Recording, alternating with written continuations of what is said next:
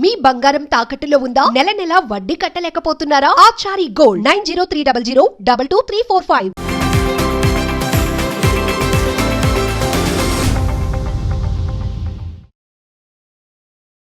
నమస్తే, welcome to morning show. నేను ఆదిత్య.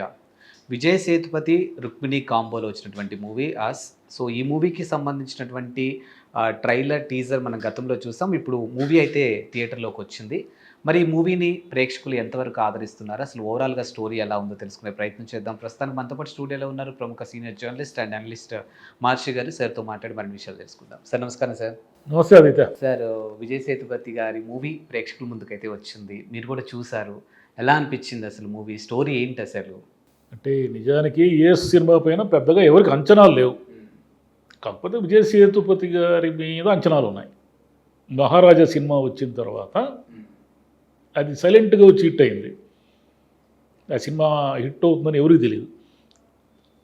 అందుకని ఈ సినిమా మీద కొంత అంచనాలు ఉన్నాయి. ఇదేదో భారీగా బ్లాక్ బస్టర్ ఇంకోటి అనేది ఎవరికి లేదు. ఆ సినిమా కూడా అలాగే ఉంది. ఏమిటంటే విజయ్ సేతుపతి కమెడియన్ యోగి బాబుల ఇద్దరి షో అది. 2 men షో అది. మిగతా వాళ్ళంతా ఏదో 4-5 ఉంటారు, కానీ వాళ్ళు ఏదో వస్తూ ఉంటారు పోతుంటారు, కానీ వీళ్ళిద్దరే ఎక్కువసేపు కనిపిస్తూ ఉంటారు. అయితే దాంట్లో ఒక కథ ఉంది. ఆ కథకి ఒక సిస్టమ్ లేదు. అంటే సిస్టమ్ అంటే ఒక క్రమ పద్ధతిలో కనుక ఆ కథను నడిపి ఉంటే డైరెక్టరు ఆ కథకి ఏదో ఎంతో కొంత ఎంటర్టైన్ చేసేది. కానీ డైరెక్టర్ ఏం చేసేసాడంటే వీళ్ళిద్దరు ఏదో కామెడీ వన్లైనర్స్ ఇలా డిపెండ్ అయ్యాడు. స్టైలిష్ మేకింగ్ ఇలా డిపెండ్ అయిపోయి పాత కథని మళ్ళీ మనకు చూపించేశాడు. పాత కథ అంటే ఏమిటంటే హీరో అంటే మొత్తం సినిమా అంతా మలేషియాలోనే జరుగుతుంది. దీని స్పెషాలిటీ అది, ఇంకా ఇండియాలో ఉండదు ఇది. మలేషియాకి హీరో ఉపాధి కోసం వస్తాడు. యోగి బాబు అతన్ని రిసీవ్ చేసుకుంటాడు, ఒక వంటవాడిగా చేరుస్తాడు.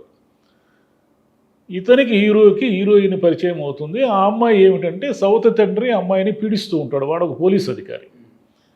పృథ్వీ చేశాడు ఆ క్యారెక్టర్. రుక్మిణి హీరోయిన్.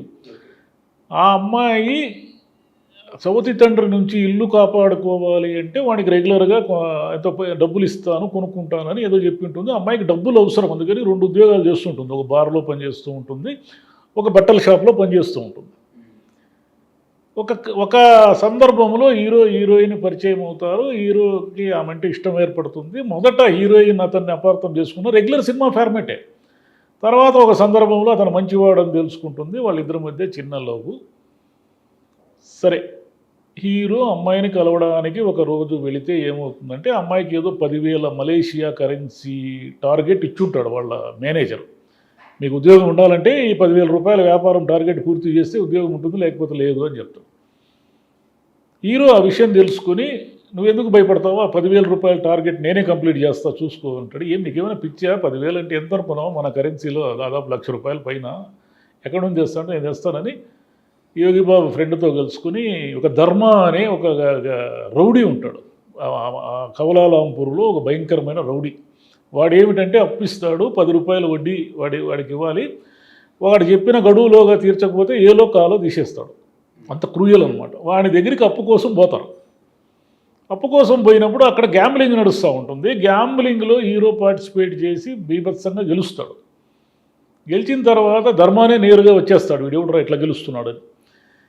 ధర్మ వర్సెస్ హీరో ఆట ఆడినప్పుడు ఒకానొక సందర్భంలో 5 లక్షల రూపాయలు అంటే 5 లక్షల మలేషియా కరెన్సీ వాడికి విలనికి అప్పు పడతాడు.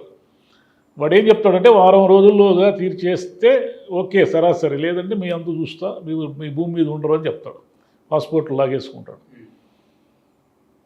ఇది ఒక ట్రాక్. అయితే హీరోయిన్ వాళ్ళ ఫాదర్కి 10 lakhs ఇస్తే తప్ప ఇల్లు రాదు అని ఒక ఉపకథ సప్లాట్ ఒకటి నడుస్తూ ఉంటుంది.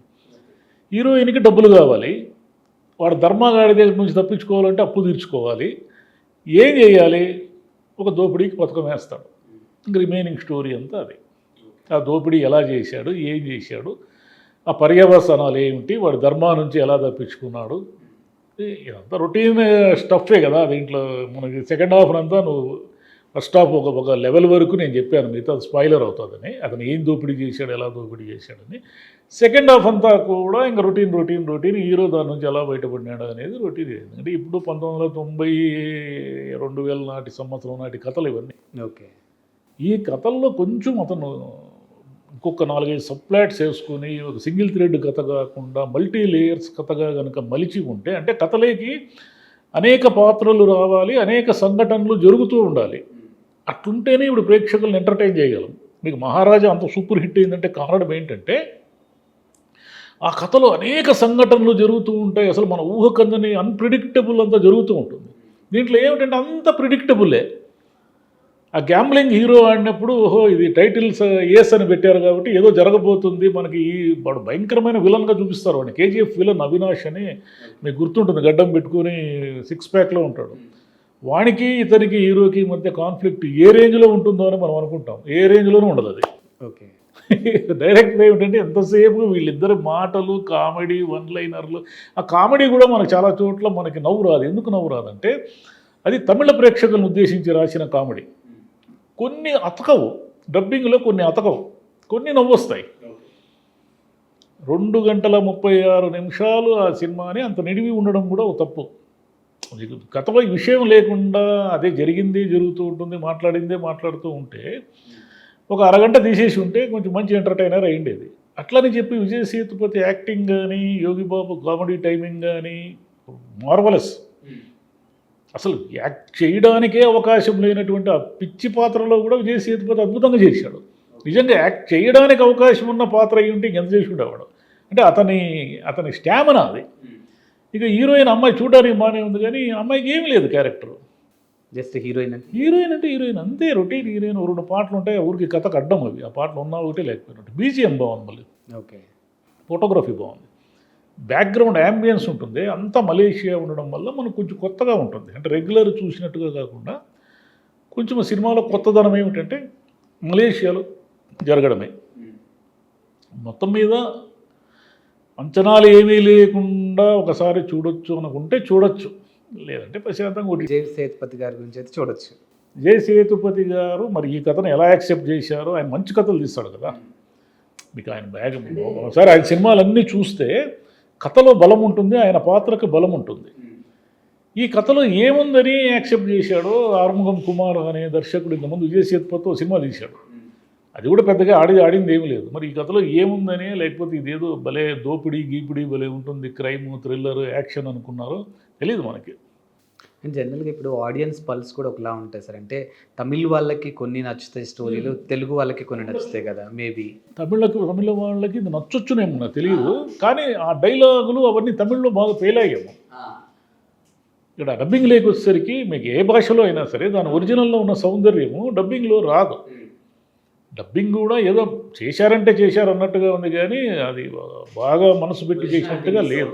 ఏదో లాగిచ్చేద్దాము, విజయ్ సేతుపతికి ఎంతో కొంత తెలుగులో మార్కెట్ ఉంది, ఆయన కాటికి రానిలే డబ్బులు అనుకొని చేసినట్టుగా ఉంది తప్ప దాన్ని మనసు పెట్టి చేసినట్టుగా లేదు.